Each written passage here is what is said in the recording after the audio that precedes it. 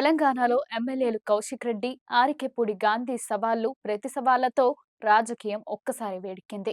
ఆరికెపూడి గాంధీ నివాసంలో బీఆర్ఎస్ శ్రేణులు భేటీ నిర్వహించాలనుకున్నారు.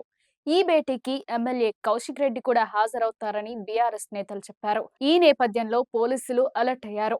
దీంతో కౌశిక్ రెడ్డి, ఆరికెపూడి గాంధీ, సంపీపూర్ రాజులతో పాటు మాజీ మంత్రులు హరీష్ రావు, సబితా ఇంద్రారెడ్డి, తలసాని శ్రీనివాస్ యాదవ్, ఎమ్మెల్యేలు, బీఆర్ఎస్ నేతలు, కార్యకర్తలను ఎక్కడికక్కడ హౌస్ అరెస్ట్ చేశారు.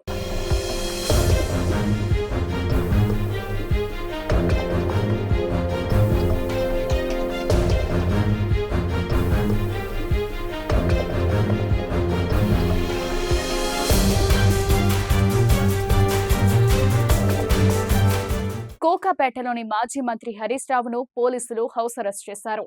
హరీష్ రావు ఇంటి వద్దకు భారీగా పోలీసులు చేరుకున్నారు.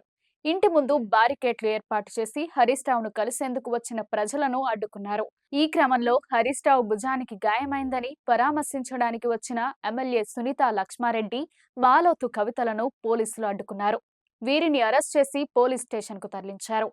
పోలీసుల తోపులాటలో తీవ్రంగా గాయపడిన మాజీ మంత్రి హరీష్ రావు చేతి నొప్పితో హాస్పిటల్కి వెళ్తానంటే పోలీసులు అనుమతించలేదు.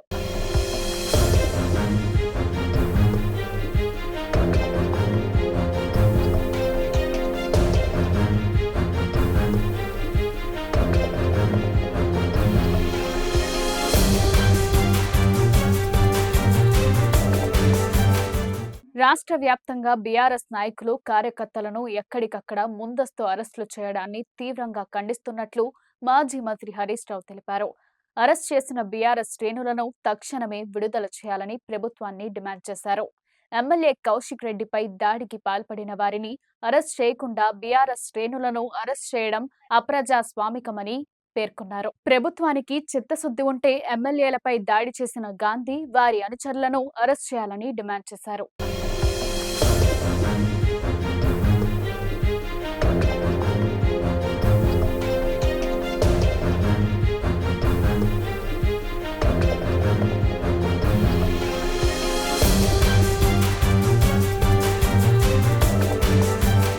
పేట్ బషీరాబాద్ ఏసీపీ కె రాముల నేతృత్వంలో ఎమ్మెల్యే కేపీ వివేకానంద్ నివాసం, క్యాంపు కార్యాలయం వద్ద భారీగా పోలీసులు మోహరించారు.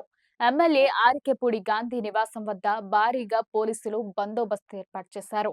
ఎమ్మెల్యేను గృహ నిర్బంధం చేశారు.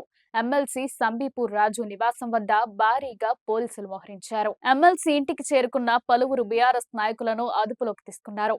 ఆయన ఇంటి వద్ద భారీగా బందోబస్తు ఏర్పాటు చేశారు. బీఆర్ఎస్ కార్పొరేటర్ల ఇళ్ల వద్ద కూడా పోలీసులు బందోబస్తు నిర్వహించి బయటకు రాకుండా చర్యలు తీసుకున్నారు.